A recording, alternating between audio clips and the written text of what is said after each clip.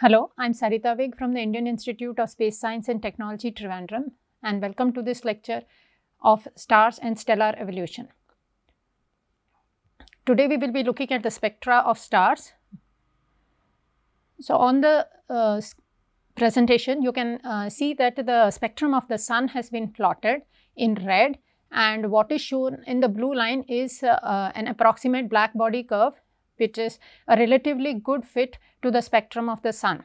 This black body, as we can see, the black body curve shown by the blue line is a relatively good fit. It is not a very good match because the spectrum of the Sun has radiation which either exceeds or is or the flux or radiation is less underestimated as compared to the black body spectrum. So, how do we understand this spectrum of the Sun?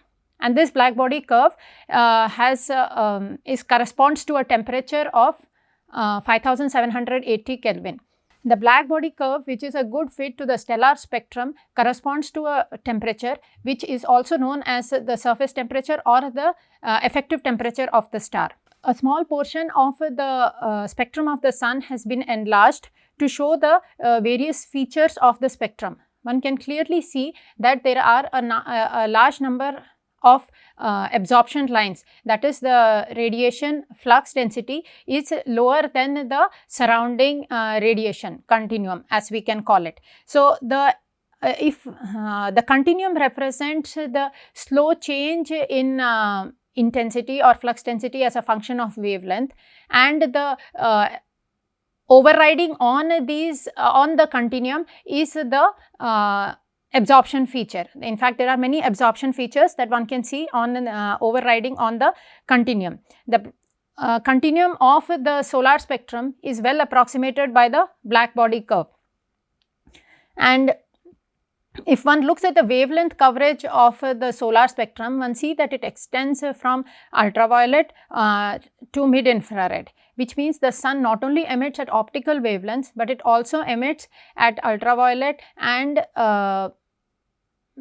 infrared wavelengths.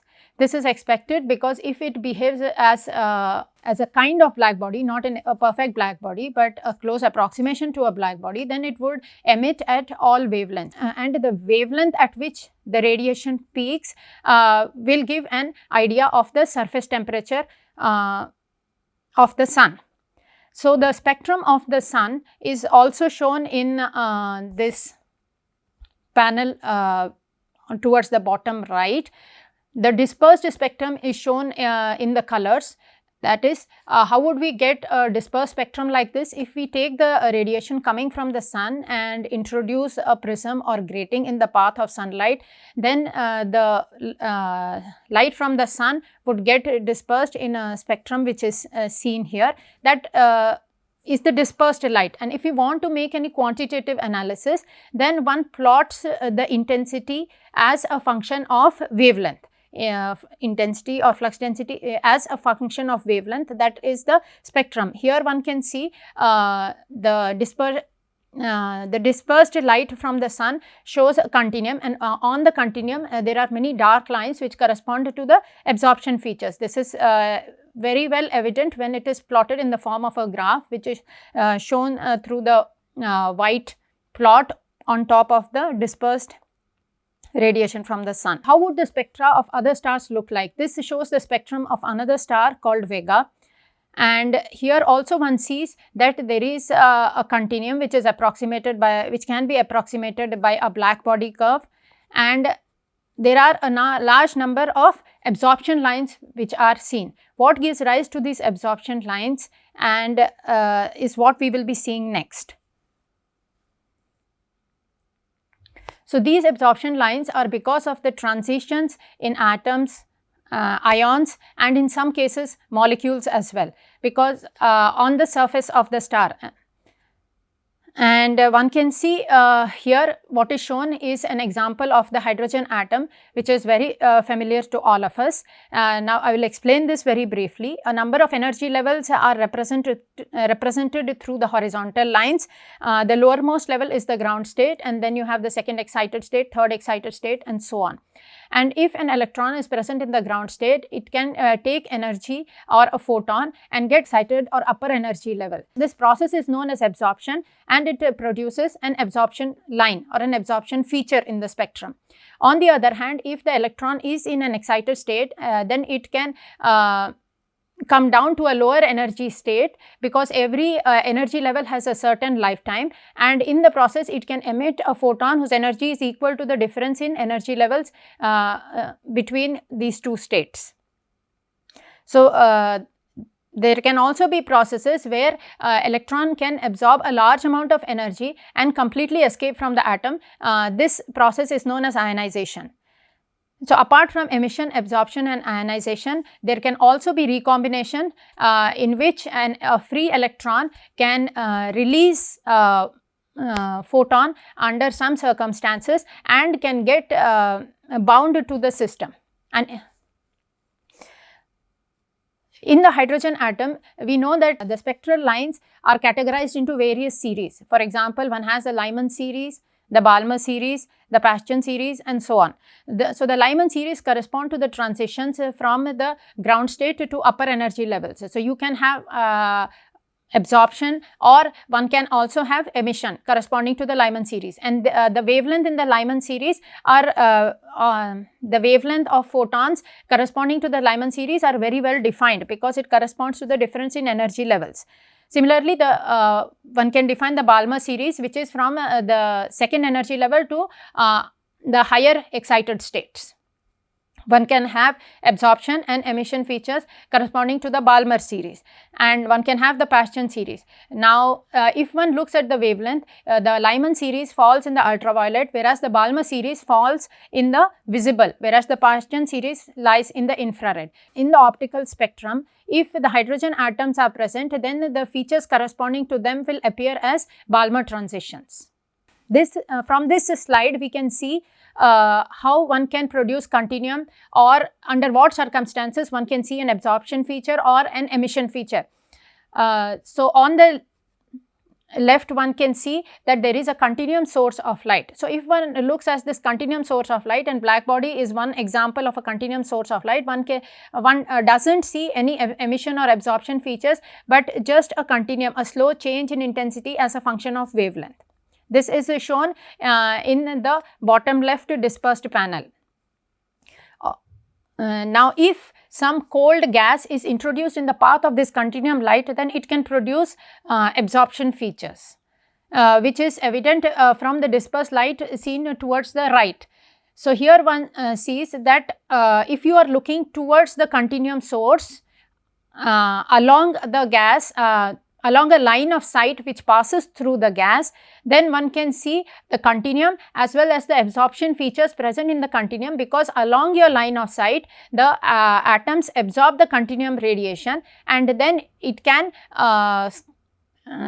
get scattered. But this continuum radiation, if electron is excited to an upper energy level, it doesn't stay in that energy level for a very long time. Generally, these energy levels have certain lifetimes associated with it. Typically, it is of the order of 10⁻⁸ seconds, which means that after this amount of time has passed, the electron comes back to the lower energy level, and in the process it emits photon. But this photon can be scattered in any direction, and consequently, if you are looking at the cloud of gas in along a line of sight which doesn't intersect the continuum source, one will only see the scattered radiation towards you, which corresponds to the emission lines. So, this schematic will help us understand under what circumstances one is seeing the continuum. If we are seeing the continuum without any absorption or emission lines, it means that there is no it is a continuum source by itself, and there is no intervening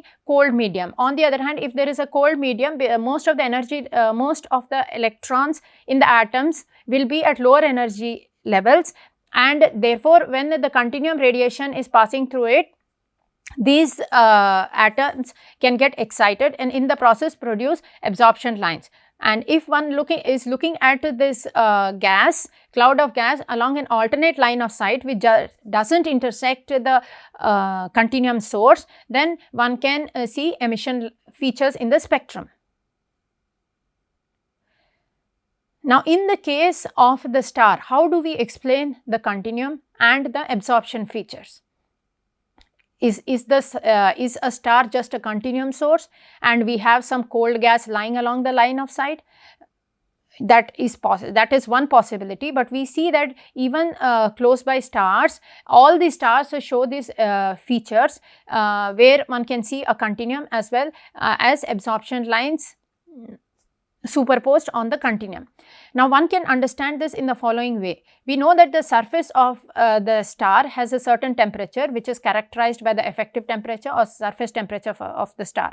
For the case of sun, this is of the order of 6000 Kelvin. We know that the temperature in the core of the sun is very high. It is of the order of 15 million Kelvin. This is because most of the energy production happens in the interior at the very core of the star.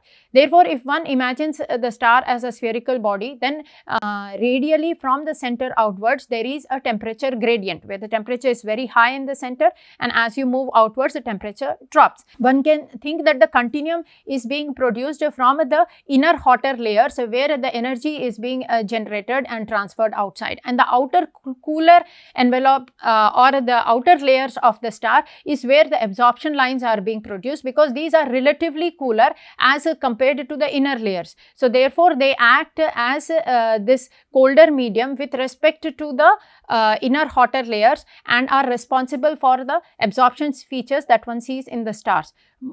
All the stars that we see show these kind of absorption features. However, under some certain special circumstances, one can also see emission lines. For example, if one were looking at the sun and one were to mask out the central disk of the sun and if we were able to see only the outer layers or the very outermost region of the sun through masks or during eclipse, then it is possible to see the emission features of the outer layers.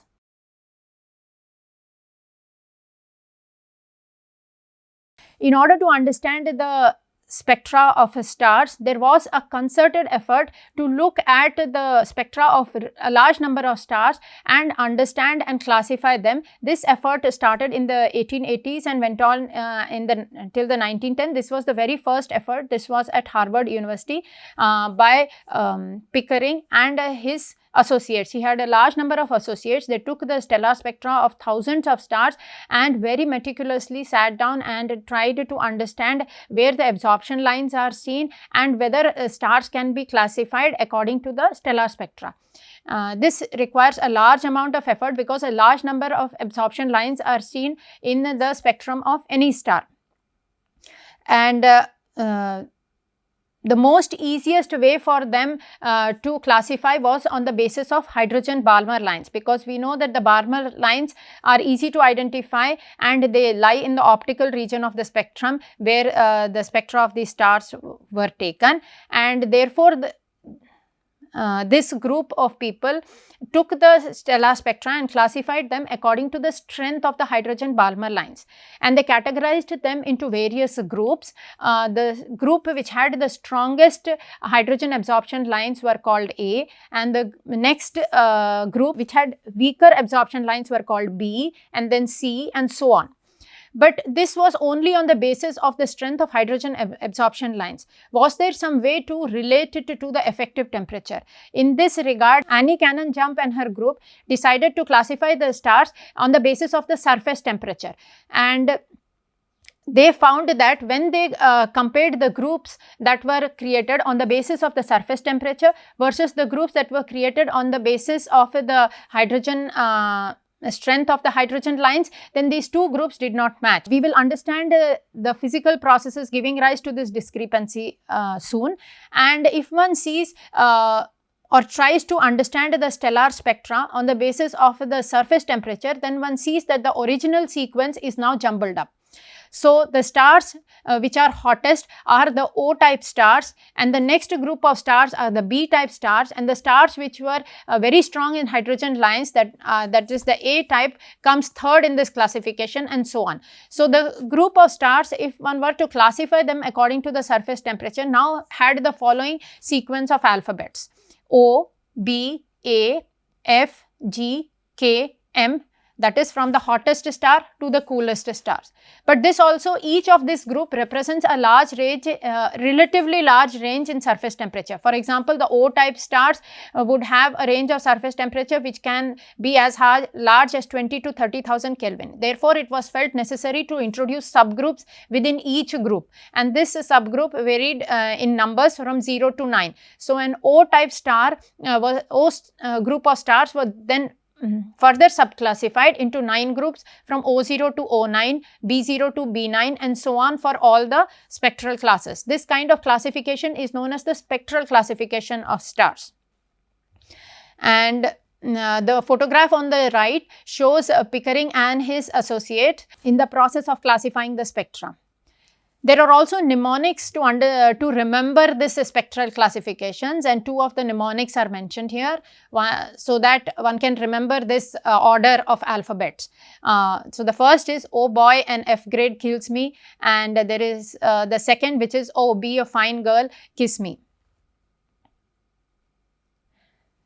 After this effort, there was another concerted effort by the Yerkes Observatory, and this was carried out by Morgan, Keenan and Kellerman, and they created a spectral atlas of a large number of stars, and they again very carefully looked at the spectra and tried to identify the stars according to the surface temperature. But they also found that when they looked carefully, they found that even though 2 stars had the same effective temperature, the width of the lines could be different, and this also related to the luminosity of the star. So, they introduced another classification based on luminosity apart from the surface temperature, which we will come to shortly. So, this kind of classification is known as the Morgan Keenan or MK spectral classification. This kind of classification took a number of standard stars, and these standard stars and classified them, and they the spectral templates are saved so that one can actually take the spectra of another star and compare with a given template and try to classify according to the spectral features seen in the template. However, most of these earlier spectral classification was mainly carried out using photographic plates, which was more sensitive to the blue region of the spectrum as compared to the greenish and the reddish part of the spectrum. So, this region was very well qualified, but later with the advent of new detectors and advanced technology, now it is possible to classify stars according to any spectral lines in any given wavelength range. This slide shows a panel with the dispersed spectra of a number of stars. The stars are listed on the right hand side. It has a number of horizontal panels, and each horizontal panel represents the dispersed spectra of one star. So, if you see on the right hand side, these stars are given certain numbers. This is the names by which they are called. This is because they appear in certain catalogs. For example, HD 12,993 represents this star number in the HD catalog, also which is the Henry Draper catalog. And one can see that all these stars show a number of absorption lines. Vertically, these panels, horizontal panels, that is the stellar spectra, are arranged in order of decreasing surface temperature. As a result, one can see certain spectral lines increasing in intensity and then decreasing if one sees from top to bottom. This is an effect of the surface temperature. One can clearly see that the A-type stars show are very strong in some lines, and these lines correspond to the Balmer lines of hydrogen. This slide again presents the dispersed spectrum of a star and the corresponding spectral line. So, one can clearly see how the dispersed spectrum is translated to a graphical plot, and this plot is then used to do quantitative analysis, because this spectrum contains a lot of information about the surface of the star apart from the surface temperature. One can also use it to estimate the size of the star. One can use it to estimate the density and the composition of the stellar surface. These aspects we will be coming to soon. So, if one looks at the spectral classification, the table here lists out the spectral classification and the salient features of the star. On the left panel, one can see the spectra of a number of stars, again arranged according to a decreasing surface temperature from top to bottom. So, one can see an O7.5 star, as mentioned earlier, 7.5 corresponds to the subclass of O spectral class, and the lines are also labeled, particularly the hydrogen lines. So, one can see the H alpha, H beta, H gamma. And these H alpha, H beta, H gamma correspond to the Balmer first line, Balmer second line, and Balmer third line, and so on. So, this is the nomenclature which is generally used: H alpha, H beta, H gamma, or H delta. These would correspond to the Balmer series. One can again observe that if one looks at the A spectral type star, then the hydrogen Balmer features are very strong. In case of O type star, for example, one can also see the continuum rising towards the ultraviolet. This would indicate that the surface temperature of the star is very high, and therefore its effective temperature, which is obtained by fitting a black body to it, would lie in the ultraviolet regime. In the table, one can see the colors that one would be able to see of these stars according to the spectral types. So, since the O type stars are the hottest, O and B, they would appear blue because most of the radiation is emitted towards the shorter wavelength, as the peak of the continuum lies in that region. The surface temperature of O type stars is from 25,000 to 50,000 Kelvin, and these types of stars are characterized by helium lines, ionized helium lines, and hydrogen lines. Weak hydrogen lines. The B type stars have effective temperatures varying between 11,000 and 25,000 Kelvin, and these mostly have neutral helium lines as well as hydrogen lines. The A type stars appear bluish white between spectral having effective temperatures between 7,500 Kelvin to 11,000 Kelvin. These are characterized by strong hydrogen lines, and there are also lines associated with ionized metals. Now, these ionized metals would represent the trace elements which are present in the star, and they can also show transitions which are characteristic of the energy levels. The F type stars have surface temperatures between 6,000 and 7,500 kelvins and are characterized by ionized metals, and G type stars are yellowish white. They have temperatures between 5,000 and 6,000 Kelvin, the surface temperature. These are characterized by ionized and neutral metal lines. Then we have the cooler stars, the K and M, which would appear reddish and orangish, having temperatures between 2,500 to 5,000 Kelvins. And these are mostly characterized by features that are neutral metals and atoms, neutral atoms, and even in some cases molecules. As one can see now, where would Sun lie according to the spectral classification? Sun would, the effective temperature of Sun is approximately 5,800 Kelvin. So, therefore, the Sun is of spectral class G. As mentioned earlier, one can classify stars or have classify stars according to any wavelength regime. So, there are researchers who are actually trying to classify stars according to different wave bands. So, this panel shows the stellar spectral classification of the standards which are used in optical by the MK standards have been observed in the infrared H band, and the spectral features are shown in this panel. So, one can see the spectral features corresponding to B3, B7, A3, F2 and even K3. So, the numbers represent the spectral subtype, and one can see that there are hydrogen lines and helium lines in the hotter stars, whereas in the cooler stars one can also see neutral atoms of metals as well as some molecules. One can find the most well studied stars in catalogs, and the well known catalogs are listed in this panel. The first one is the Henry Draper catalog. This was the first large scale attempt to catalog stars. This catalog comprises the stars which were analyzed by Pickering, Cannon Jump and colleagues, and consists of thousands of stars, and this catalog has stars whose magnitudes are as faint as 9 or 10. Their spectral types are also listed.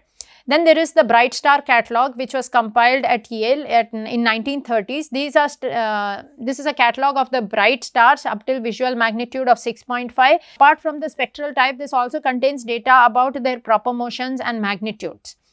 Then there is a catalog by Smithsonian Astrophysical Observatory, that is the SAO catalog, and the earliest version of this catalog is from 1966, and this has stars up till 9th magnitude whose proper motions were known very accurately.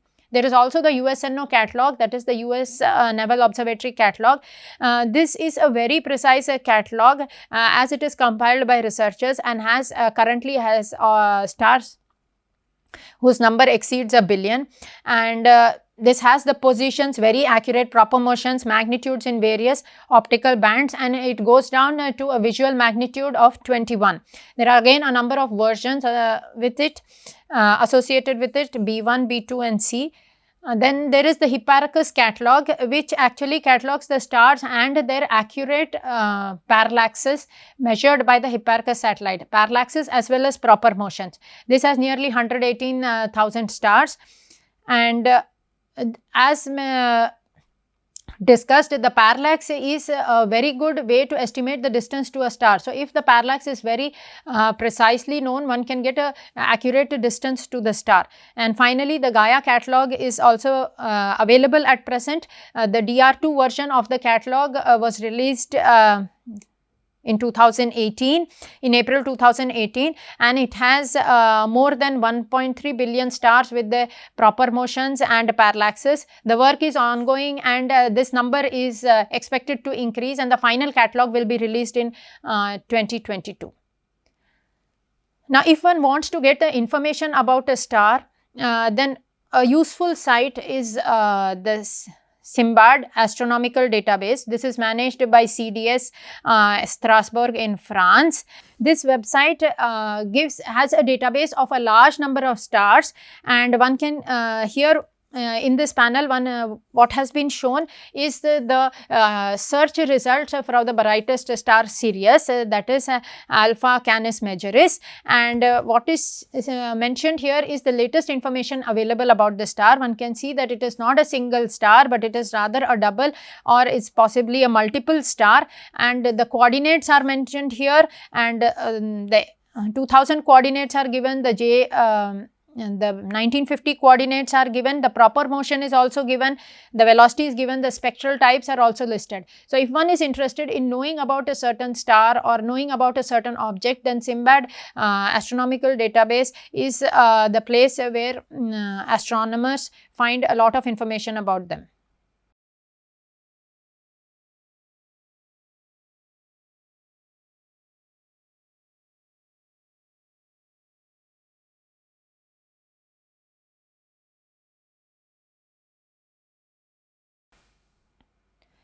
From here, we move on to try to understand the physical properties of the star. So, one physical property has already been discussed, which is the effective temperature, which can be obtained by by matching the spectrum of the star with a template of templates of the standards. There is another way to find out more about stars, and this is using a diagram which is known as a Hertzsprung-Russell diagram. The history behind this goes as when people were trying to understand stars, this Danish astronomer Hertzsprung in 1905, he measured the parallaxes and therefore obtained the distances from them, and with these distances was able to calculate the absolute magnitudes of the star. From the spectral types, he could get the effective temperature. So, he gave a tabulated form of the effective temperatures and luminosity of the star, but it was in a journal which was not very well known, and the work went largely unnoticed till this work was parallelly done by another astronomer known as Russell, and he published the results in a graphical form which is shown in the left panel in nearly a decade later, and this panel shows the effective temperature along the x-axis and the absolute magnitude or the luminosity on the y-axis. What is seen is that while one would have expected that the stars to be present all across the region of the absolute magnitude and temperature scale, one sees that most of the stars are restricted to a band which is running diagonally across this plot. There are few stars which one can see which lie above this band, and there are a few stars which lie below this band. So, this diagram after these two astronomers Hertzsprung as Russell is known as the Hertzsprung-Russell diagram. This diagram has played or this kind of plot where one plots the stars as a function of temperature and luminosity has played a very important role in our current understanding of the stars, particularly in understanding how the stars evolve. So, here the plot shows a number of dots. I mean, some of them are big, you have big solid dots, small solid dots and circles. This is because the parallaxes of these objects was not very well known, and based on the uncertainty, the different symbols have been given. This is the Hertzsprung-Russell diagram. The stars which were observed by Hipparchus, and this HR diagram shows nearly 40,000 stars. On the x-axis is the effective temperature. So, if one notices in the earlier plot, I go back one slide, one can see that the effective temperature is generally plotted increasing towards the left hand side. This has been the trend and it continues to be so, while the luminosity increases vertically as one move upwards on the y-axis. On the x-axis, the effective temperature increases towards the left.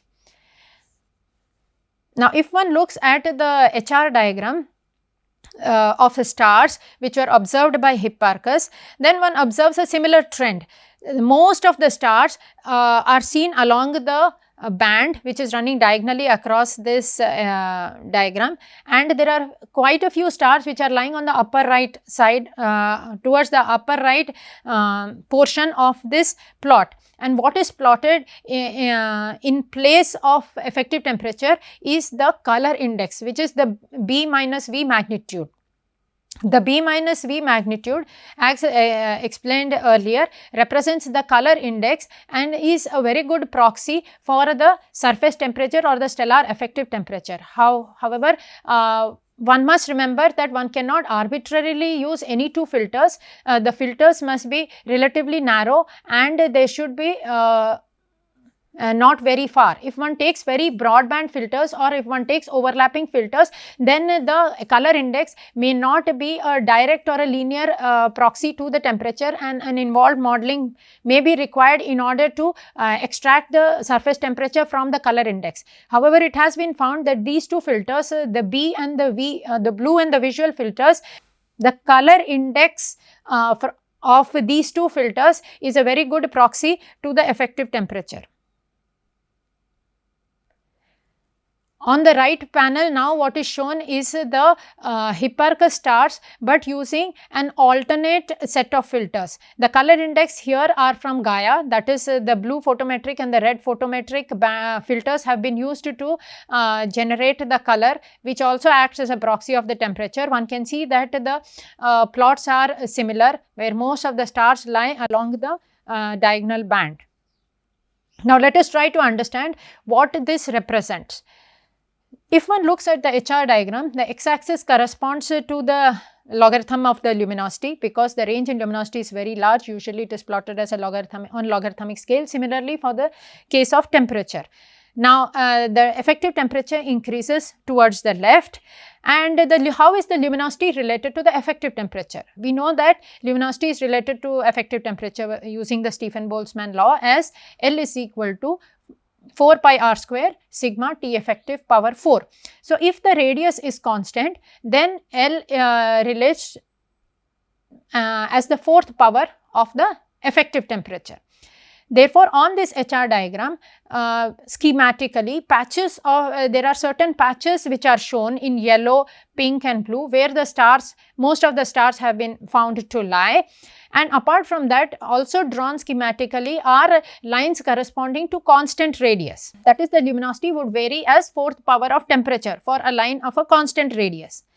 And this helps us understand a bit more about the nature of these stars. So, most of the stars which are lying on the diagonal band are known as the main sequence stars, and the sun, for example, also lies in this band. So, sun is also a main sequence star. On the top right, there is a group of stars. This group of stars could have the same effective temperature as the main sequence stars. These have much larger radius, as one can see from the plot. So, these are known as giants. Initially, only these two groups of stars were known, because statistically most of the stars are found to lie in the main sequence band or in the pinkish patch found above the main sequence band. So, the main sequence stars were also known as dwarf stars, and the other stars lying on top right were known as the giant stars, because they corresponded to the luminosity of these stars was much higher as the radius was larger, but they had the same effective temperature. So, these are the giants, and the blue patch corresponds to those stars which have effective temperature range which is similar to a subgroup of stars in the main sequence band, but they have much smaller radii. So, they are also faint. This group of stars is now known as white dwarf stars. This is a special group of stars, and we will be discussing this. This panel shows these groups of stars labeled, and from this, therefore, one can see that if one knows the parallax, one can get an estimate of the distance. If one measures the radiation from the star and measures the as well as analyzes the spectrum, one can get an effective temperature of the star, which are two physical properties. And if these two quantities are known using the Stephan-Boltzmann law, one can also get an estimate of the radius of the star. In this slide, I introduce the Morgan-Keenan alternate classification, which is according to luminosity, because we know that the HR diagram has groups of stars not only along the main sequence band, but also along the giant stars. So Morgan and Keenan, when they analyzed the spectra of a number of stars, they found that these stars had the stars which are lying in the main sequence band had a certain width of the spectral lines, but this width of the spectral lines was narrower if the star had the same effective temperature as the main sequence star, but was lying in the top right portion, that is, it was a giant star. So, a giant star and a main sequence star can have the same effective temperature, but their spectral line width is different, and a giant star also has a larger luminosity. So, this prompted Morgan, Keenan and Kellerman to actually classify the stars also on the basis of luminosity, and a number of luminosity classes are listed here. This is visible as a table and also shown in the HR diagram on the right, where a number of stars are shown, and one can see lines connecting these stars showing the various luminosity classes. So, these luminosity classes are according to the luminosity or brightness. So, class 1 would correspond to the supergiants or the extremely luminous giants. Again, there is subclassification in that. You have 1A and 1B. Then you have the bright giants, which is class 2, and you have the normal giant, which is class 3, and the luminosity class 4 corresponds to subgiants, and the class 5 corresponds to the main sequence stars, and there is a group of stars which lies just below the main sequence stars, that corresponds to the subdwarfs, and further below are the white dwarf stars. So, these correspond to the luminosity classes. So, any of these classes could have the same effective temperature as the main sequence star, but its luminosity would be different from the main sequence stars. And it has been found that these the luminosity classes also have relation with the size of the star, and the size of the star is related to the surface gravity, because the surface gravity is defined as g and m by r square. And usually this is given as a logarithmic quantity. So, you have log g, log small g is equal to log g, where capital G is the gravitational constant, mass of the star by radius square. Therefore, the larger the radius, even if for the same mass star, if the radius is larger, then its effective surface gravity would be lower. So, the giants would have lower surface gravity as compared to the main sequence stars, whereas the main sequence stars would have lower surface gravity as compared to the white dwarf stars. So, some examples of surface gravity values are shown, since this is usually in CGS units and a logarithm of this value is taken. This surface gravity for the case of a sun, log G is 4.4, which is a main sequence star. For a white dwarf star, one can see that log G is 8, which is higher, and for a supergiant star, that is Betelgeuse, log G is minus 0.6. And since we know the luminosity class of the sun, that is the 5th luminosity class, we can now describe sun completely, and the sun is spectral type G2V, where G2 is the spectral classification and V is the luminosity class. V corresponds to the 5 of the main sequence, and this is the luminosity classification of the star. This is again the luminosity classes are now seen through another panel on the right, where just trajectories or lines are drawn to indicate the locations of various luminosity classes in the HR diagram. So, 1A and 1B corresponds to the supergiants right on top, and below that is the bright giants. Then one has the red one has the red giants, the subgiants, the main sequence, and the white dwarfs.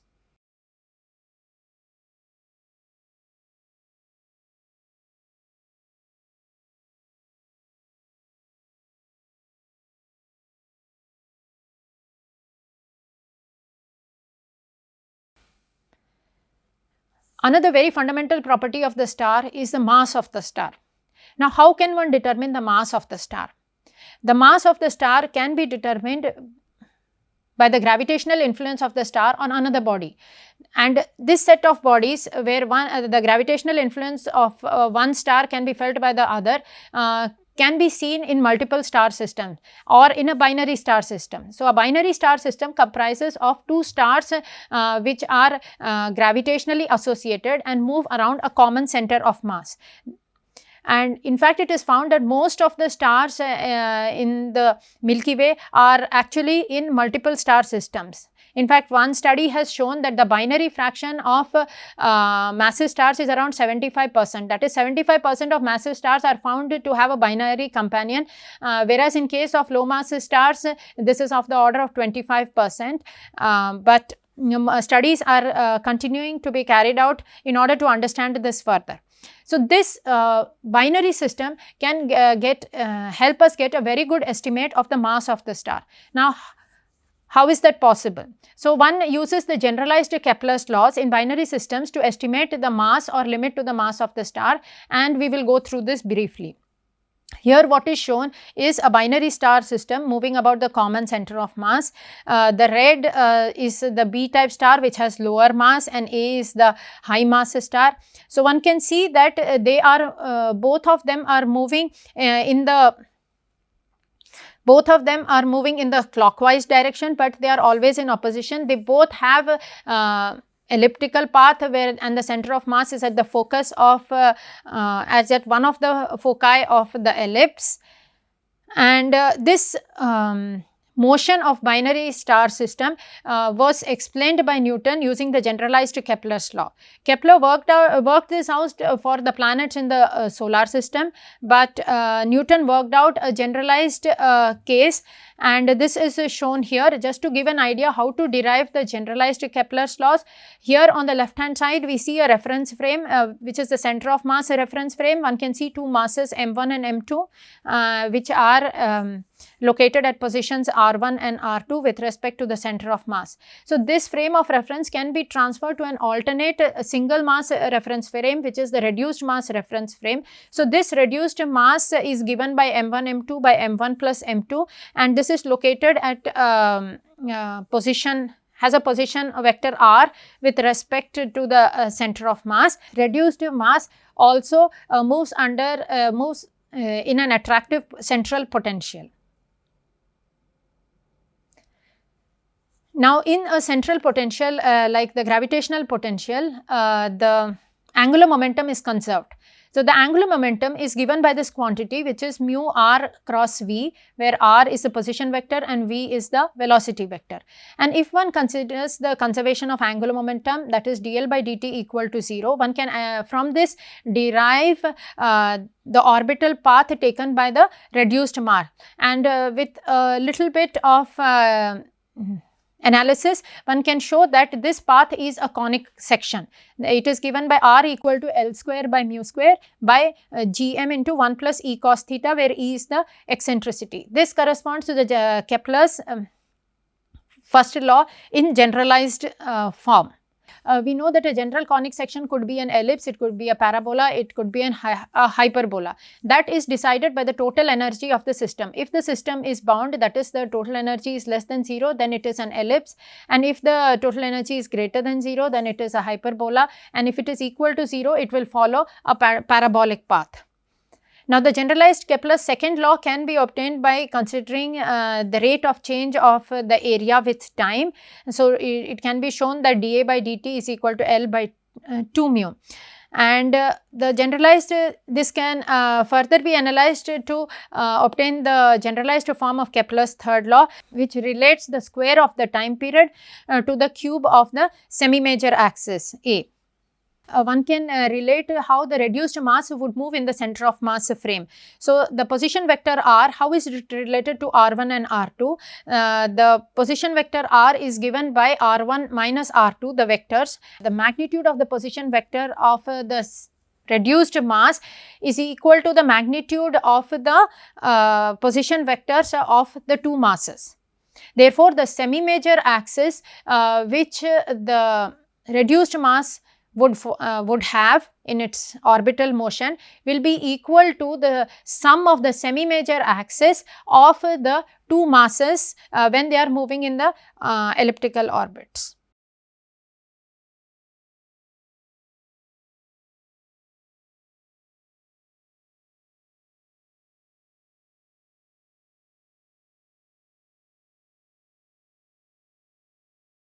This gives a general formalism of how the generalized Kepler's laws can be used to estimate masses. But in practice, how would one go about estimating the masses? For that, one has to identify a binary star system. Observationally, it is not very easy to locate and identify and separate two stars moving under the gravitational influence of each other. So, based on observations, the binary star systems are classified into various types.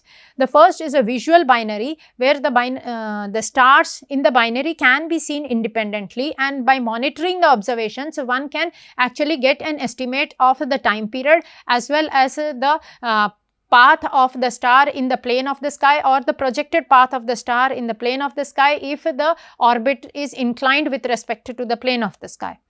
Then one can also, some binaries are found to belong to the class of astrometric binary system, where one of the stars is very bright and therefore it can be seen, but the other star is not seen. In such a situation, one can actually see the motion of one star which is found to have not a linear motion, but some kind of wiggly motion because of the gravitational influence of the other star. The third type of a binary system is the eclipsing binary system. This is seen for those binary systems where the orbital plane is inclined highly with respect to the plane of the sky, that is almost perpendicular to the plane of the sky. In this binary system, one sees that one star would pass in front of other star, and therefore the amount of light reaching us would change. And the fourth class is the spectrum or spectroscopic binary, where one may not be able to resolve the two stars, but by looking at the spectrum, one will see a combined spectrum of two stars, but as a function of time, the spectra of these two stars would be changed with time according to their motion. Now, how according to their periodic motion? This is again seen for those stars whose orbital plane is inclined, that is, they have a high radial velocity. Radial velocity corresponds to the velocity along the line of sight of the star. So, how does that affect the spectrum of the star? That is related to the Doppler effect.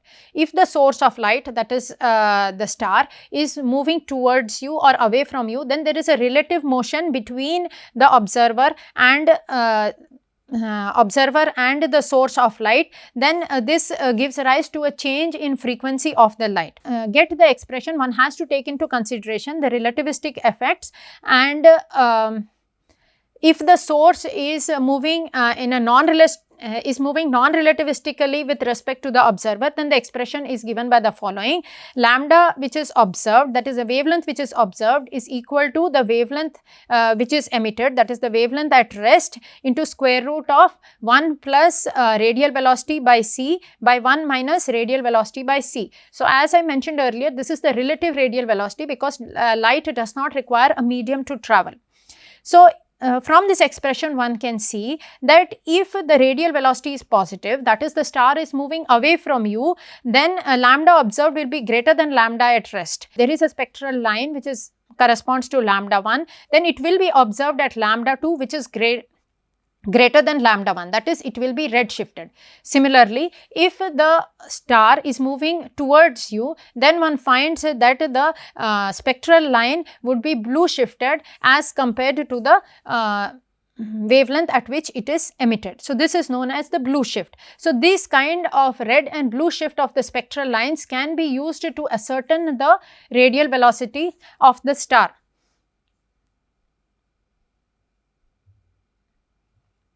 Now, I will just give some examples of these various binary systems. This slide, for example, shows the visual binary system Kruger 60 and the 3 panels represent 3 epochs or times when the observations were made. One can clearly see that towards the left side, one can see 2 stars clearly, and during years which are separated by around 7 years or 5 years, one can see that the position of one star has changed with respect to the other star, that is, it is following a binary motion. Now, next is example is that of an astrometric binary system, and this binary system was first observed in the case of Sirius, which is the brightest star. Being the brightest star, it underwent a lot of scrutiny, and it was found that the position of Sirius was changing with time, and it was not following a linear path, but it had a proper motion of its own, and this proper motion seemed to have some curvature associated with it. It was then inferred that probably there is a binary star companion to Sirius. And these observations were done since the telescopes have been used to observe stars, and later with the advancement of the telescopes and the improvement in our telescopes, the second star, companion star to Sirius A, which is known as Sirius B, was spotted. So, the bottom panel here, for example, shows the bottom panel again is divided into 2 panels. The left panel shows the optical image and the right panel shows the X-ray image. So, in the optical image, one can see that Sirius A is very much brighter than Sirius B. It is in fact nearly 1,000 times brighter than Sirius B. On the other hand, if one sees an X-ray image, that is, if one looks at these 2 stars through X-rays, then one finds that Sirius B is a very bright star as compared to Sirius A. So, people wanted to analyze what is this Sirius B, what spectral type of star this is, and in the process they actually were able to find that this is a exotic kind of star, and now we know that it is a white dwarf star. On the right panel are shown the various observations across centuries made for Sirius A, and one can see that a large number of observations are present which can help us get a very good idea of the orbital path of Sirius A with respect to the center of mass. This is of course in the center of mass reference frame. This is an ecliptic binary system, and in an ecliptic binary system one can see that there are 2 stars present, and if the orbital plane is inclined almost 90 degrees to the line of sight, then the radial component of velocity is very large. Radial component of velocity is very large, and also one is not able to separate out in images these two stars. So, in those cases where in an image we are not able to separate the two stars, what is done is to observe the light from these two stars as a function of time, because there are times when one star passes in front of the other, or the other star passes in front of the first star, and consequently the light that is reaching us changes. For this light curve is shown in the panel here. One can see that there are two stars, star 1 and star 2. Star 1 is brighter than star 2. They are in a binary system, and when they are separate, then one sees the brightness corresponding to the total brightness from the two stars. This can be seen, for example, when they are in position A or when they are in position C, where that is the stars are on opposite side, but they are both the stars can be seen by us. So, we see the brightness as a combined brightness of these two stars. Now, if one of the star passes in front of the other, for example, the less bright star passes in front of the more brighter star, then the light from the brighter star is blocked, and that is seen through an eclipse. Eclipse in the sense that a reduction in intensity of the starlight reaching us. That is known as primary eclipse, because most of the star from the bright light is blocked by this star 2, which is coming in front of star 1. You can also have a situation where star 2 goes behind star 1, and therefore star 1 is blocking some light from star 2. This also causes a reduction in intensity, but this reduction in intensity is lower than what was seen in the primary eclipse. This is known as the secondary eclipse, and this shows an example of a binary star system where the light curve, that is the change in intensity as a function of time, is shown for a star system Hipparchus 59683. One can try to model the orbital path and get an estimate to the masses and the time periods. The spectroscopic binary system is when we are spectroscopically observing a binary star system, and the two stars cannot be seen as a separate. So, we see a spectrum which is the effect of the combined spectrum of the two stars. So, when the star has radial motion, then let us assume that the two stars are of same spectral type. Then when the stars have radial motion, for the star coming towards you, that is the A star, in the left panel, the spectral line will be shifted towards the blue, and for the star B, which is moving away from you radially, the spectral line would be shifted towards the red side of the spectrum.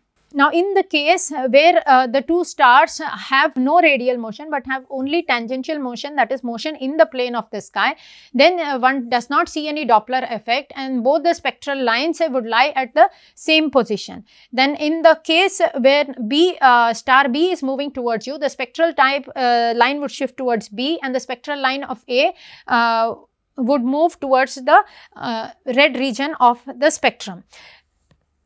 Consequently, if we are observing the spectrum of a binary star system as a function of time, we will see that the spectral lines are shifting in position. They are and they follow a periodic pattern.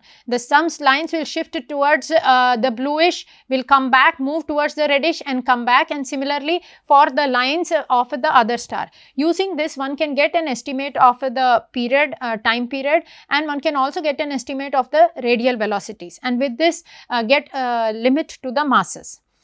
Now, how is mass determination done? This can be done for various type of binary systems, but here I will quickly illustrate what is done for a visual binary system. That is when the two stars are individually seen and one is able to track its orbital path in the sky. If we know the distance to the star, then its semi-major axis can be inferred, because we can measure the angular semi-major axis, which is given by alpha. Alpha is equal to A by D. Therefore, for the two stars, we have two orbital paths corresponding to alpha 1 and alpha 2. Then from the generalized Kepler's laws, the mass relations can be derived, and one finds that the ratio of masses is related to the ratio of the semi-major axis, which is related to the angular semi-major axis. And and if one is also able to follow the path of the star across the orbit, then one can estimate the time period, and using this time period one can get a sum of the masses. This is of course for the case where the orbital path is in the plane of the sky. Once you have the time period, one can get the sum of the masses as well as the ratio of the masses, and from this uniquely determine the two masses m1 and m2. However, life is not simple. Very often these orbits are inclined with respect to the plane of the sky, and therefore what you see in the plane of a sky is just a projected motion.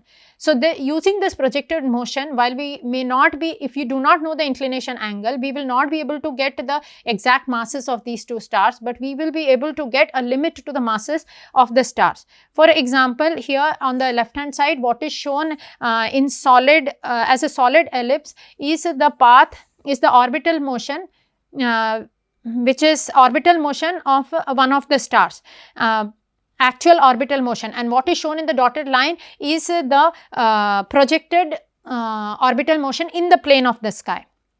Therefore, when we are measuring the semi-major axis, we are in the plane of the sky, we are now no longer measuring the actual semi-major axis, but rather the projected semi-major axis. This projected semi-major axis is related to the actual semi-major axis through a cosine of the inclination angle. If we know the inclination angle, or if we are able to infer this by some means, then we can get we can accurately determine the two masses. Else we can only get a limit to the masses as is shown from the formulae below. The ratio of the masses can be obtained accurately because the cosine term gets cancelled down in the numerator and denominator, and the sum of the masses on the other hand still has a cosine term, and as a result, if one does not know the inclination angle, one is only able to get a limit to the sum of the masses. Therefore, from this one can infer a limit to the masses of the two stars. This is one of the ways of estimating the mass to any object. With this, we come to the end of this lecture. Thank you.